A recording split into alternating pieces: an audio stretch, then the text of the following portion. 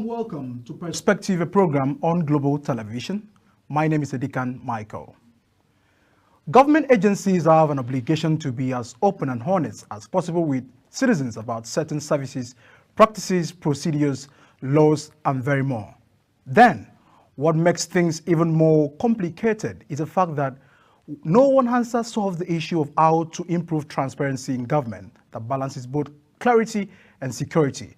But before we dive into the issues, I want to introduce gentlemen with me on the studio to talk on transparency in government. I'm being joined by members from Center for Fiscal Transparency and Integrity, Watch Mr. Victor Agi, who is the Public Relations Officer, and Godwin Uchebe, who is a strategic manager. Good to have you gentlemen on the show. Thank you so much. Let me begin with you, Victor. Your Center for Fiscal Transparency Watch has, of course, launched a fight against, issue of transparency, and this over time has bedded some impact.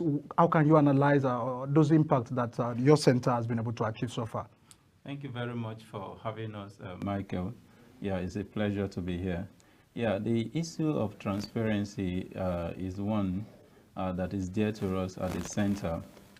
Transparency because we want to see how we can adopt new approach in the fight against corruption. The usual approach over time is the fact that government has been combative, and so they focus on how they can actually catch the thief. And so we are saying instead of focusing on combative approach to corruption, how do we prevent corruption? And so that is the focus of the center, and that is what most of our programs are geared towards, to see how we can prevent corruption before it happens in the public space especially. And so to do that, we develop a technological instrument, and one of our flagship projects is the Transparency and Integrity Index. The index is based on the principle of proactive disclosure. And so what essentially that index seeks to achieve is that government agencies should publish information, about their dealings, about their businesses, on their public websites. And all of these processes, the variables that were relied upon, to do that assessment are based on our laws. Of course, we have the Fiscal Responsibility Act, which mandates government agencies to disclose their audit reports and all of that. Of course, we have the FOI, the Freedom of Information, and all of those things that mandate them to disclose certain information about their procurement processes. Yeah. You would agree that where corruption actually happens in the public service is in the procurement processes. Yeah. So we'll come to that, Victor. Yes. Now, let me come to you, Mr. Godwin. Now, look at, a common Nigerian is, as Victor was trying to trace back, the issues of, the processes. Nigerians are lacking confidence on government agencies currently. What can you identify to be, the issues of transparency in government? Thank you so much for having me. The issue of transparency, like my colleague has just said, is a very big issue when it comes to governance in Nigeria, because it has led to issue of lack of confidence, as you have rightly said. Yeah. And you see a little problem, people hardly attempt to trust the government, yeah, whether they will do justice to it. Yeah. So it affects every aspect of our governance, both the executive, legislature, and judiciary. So if we have transparency in all of those things, you discover that Nigerian confidence will be more on the government. So it has affected. It has eaten deep into government agencies and all of that. Mr. Victor, let me get back to you. Yeah. Now look at the issue of recruitment processes. We have statistics of of high rates of unemployment in the country.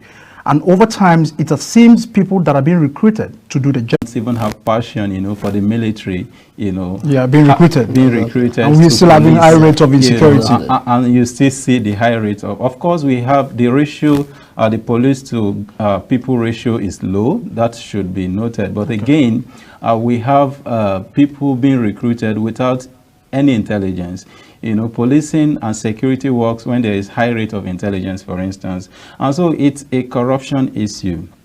The governance, the system is rigged so much that people are given appointment based on who you know and not, the quality of the persons based on merit.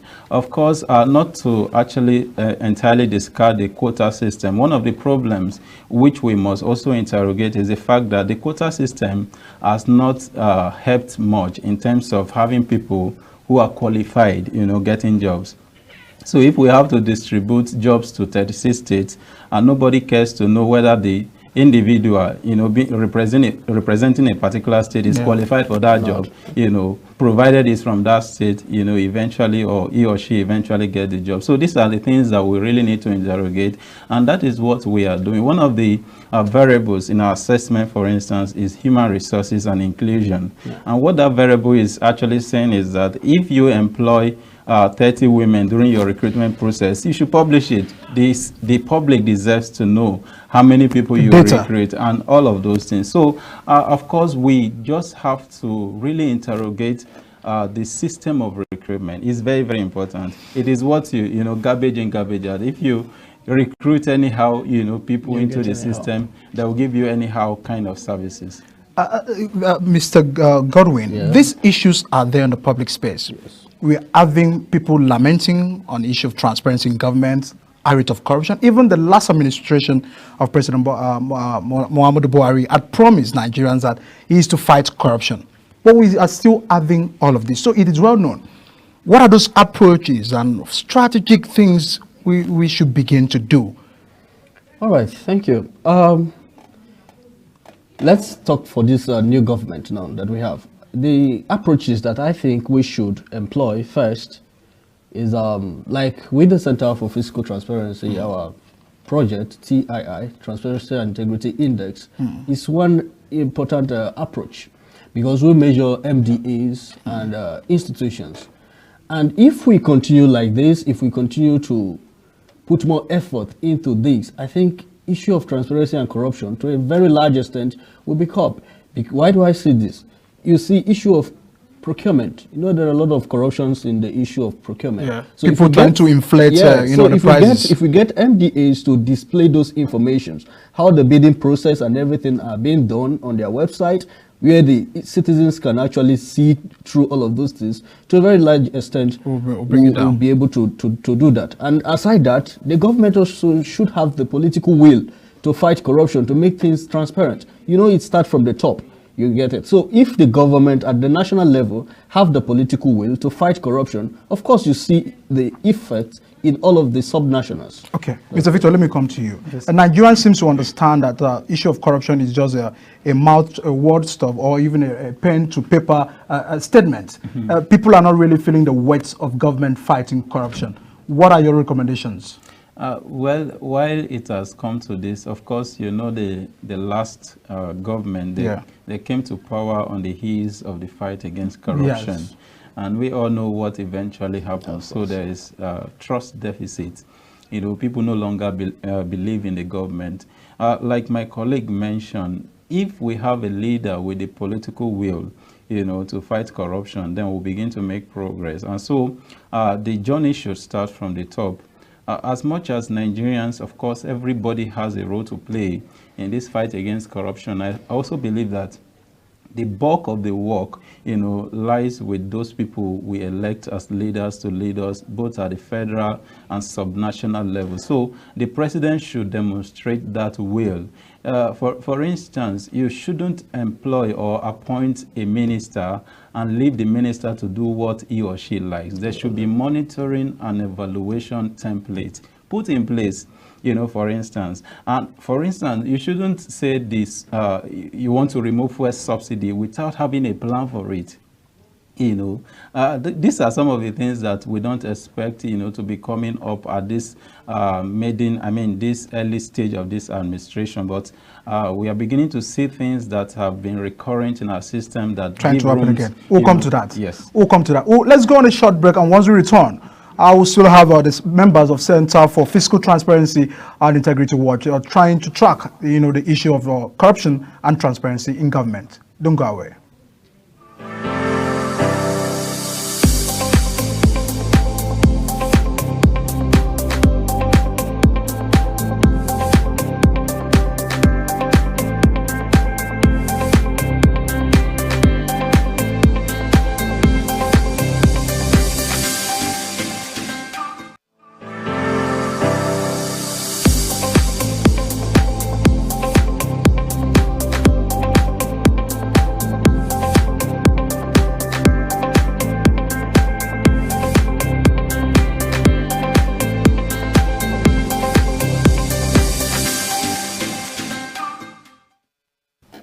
A warm welcome back to Perspective, a program on global television.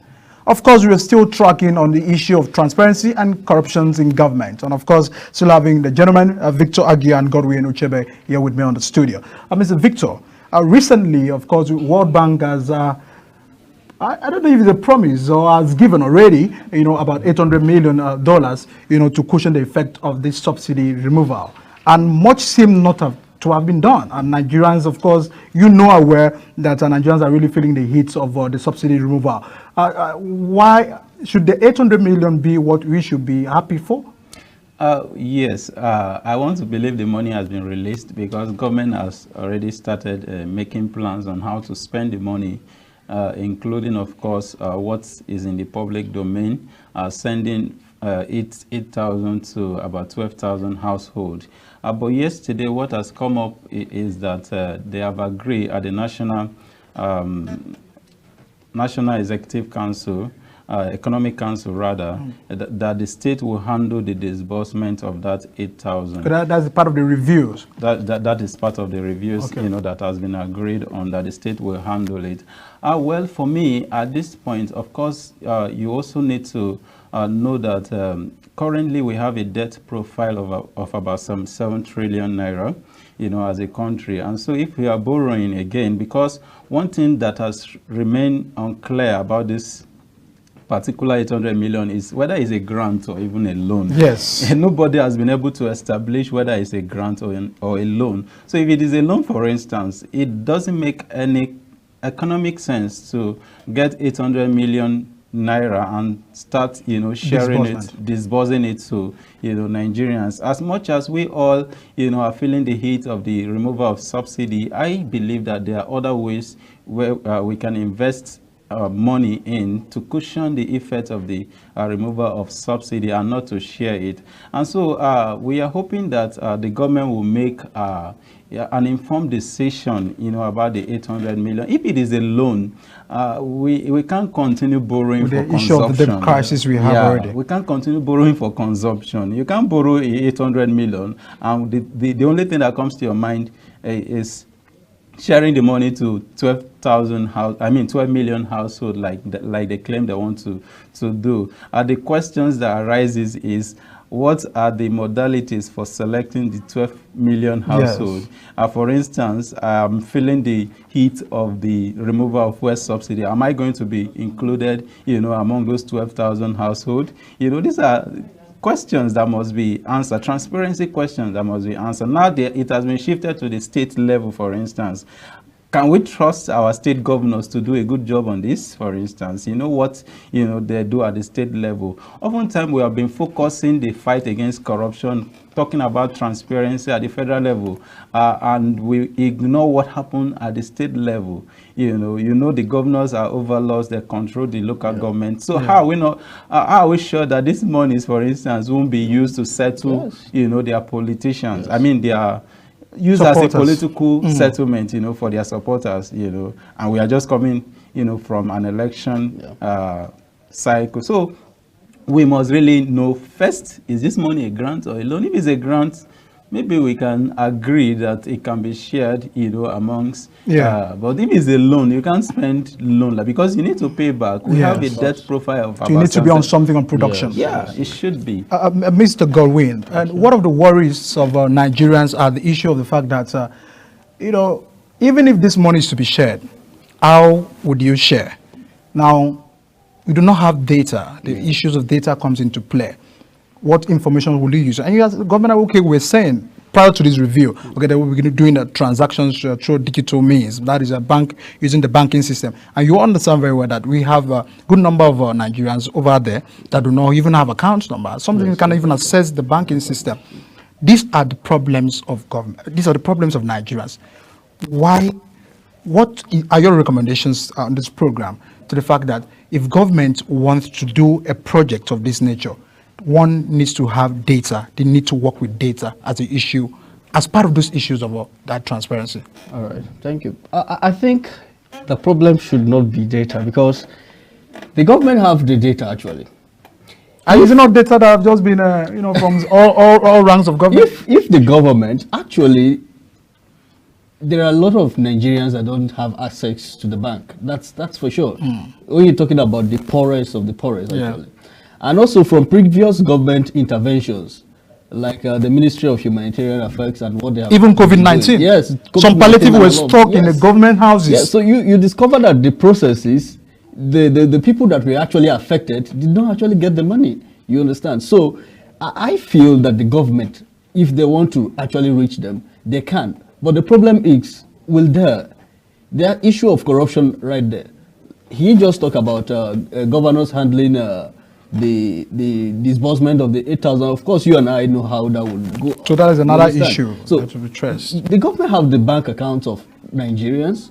Those ones that don't have bank accounts, of course, I know they should have a way of trying to reach out to these But the most important thing that I feel the government should concentrate on is making economic policies that makes life easy for everyone. Invest in infrastructures and all of those things. Those are things, measurable things that I advise the government to look into, more than the sharing of things. The sharing mentality in Nigeria, we have to kick it out and invest in major things that could bring a long-term returns. That's my take on it.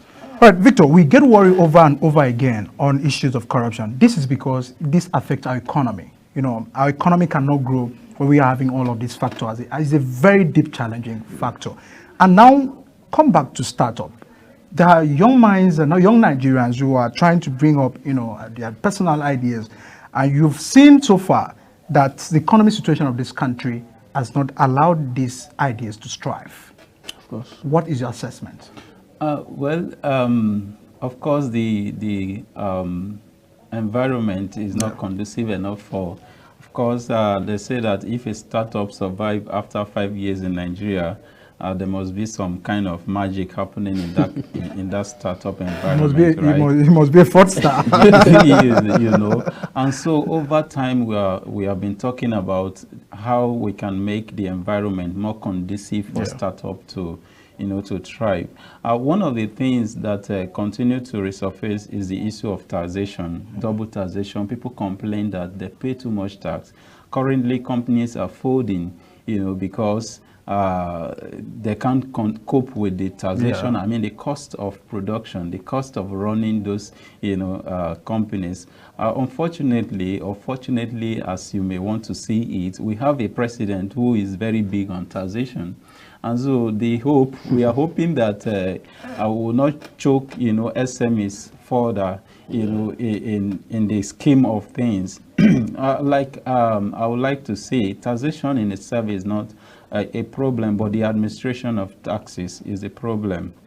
That is what has been our problem over the years. So if you tax me, for instance, for electricity tariff, for instance, and I'm seeing the light, most Nigerians won't complain. Yes. But we have a situation whereby we raise a tariff for those in the manufacturing industry, but here they are not even seeing results. They are not seeing what of the value for what they expended in production. And so that is a problem. And so there should also be some kind of palliative, some kind of rebate for those people in that SME sector, because no country go without the SMEs. The small and medium-scale enterprises are the backbone of any economy, and that is, they employ a chunk of the populace of Nigerians. We have, an unemployment figure of over 30% unemployment, youth unemployment. And so we really need to focus on how we can get Nigerians more productively engaged. And it is the SMEs.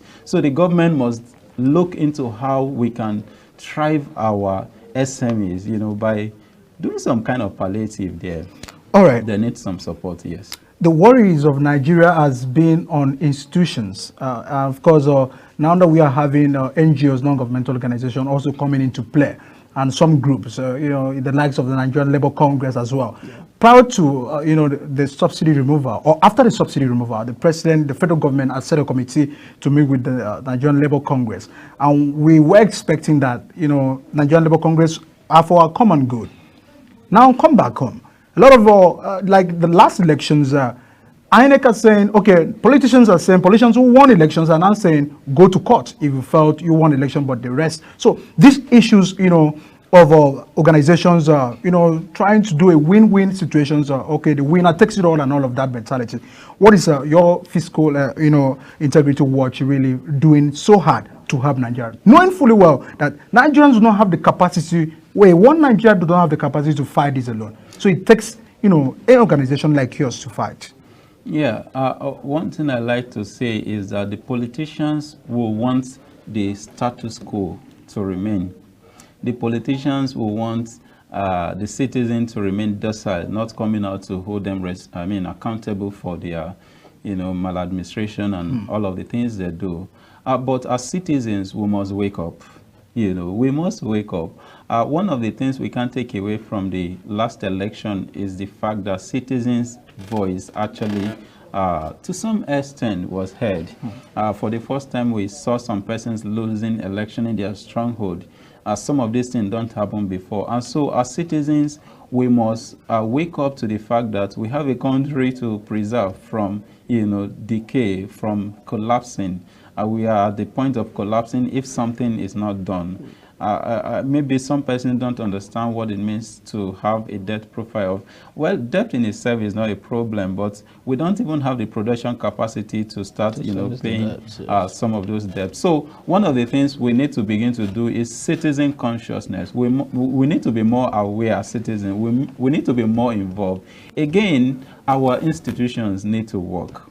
In the Sena climb, like we like to refer to, one of the things that help them is the fact that institutions work. Of course. And so if you tell someone to go to court, for instance, the person will be sure that if I go to court, I will get justice. Yeah. And so there won't be a problem. So in Nigeria, is that the case? Certainly not the case. So institution needs to work. I don't know whose responsibility it is, but Nigerians work in these institutions. Yes. So these are the things that we need to also interrogate. The institutions don't run themselves. People from our communities make up the institutions. So they need to come to that time, of we want to make Nigeria work, and I'm sure it will work, definitely. The fight for transparency in government is everybody's fight. And of course, Center for Fiscal Transparency and Integrity Watch are taking the lead. And of course, calling on government agencies and organizations to hasten up, transparent procedures, transparent policies, transparent ideas, so as we can get the Nigeria of a dream. This is just what a common Nigerian needs. And of course, this is where we close the curtain on this today's program on Perspective. I will be back again. Of course, still keep watching Global Television. Thank you, Mr. Victor. Thank you, Godwin, for coming to the studio. We'll still continue to have you again as we track on this issue. Thanks for watching, ladies and gentlemen and viewers. Edika Michael remains my name.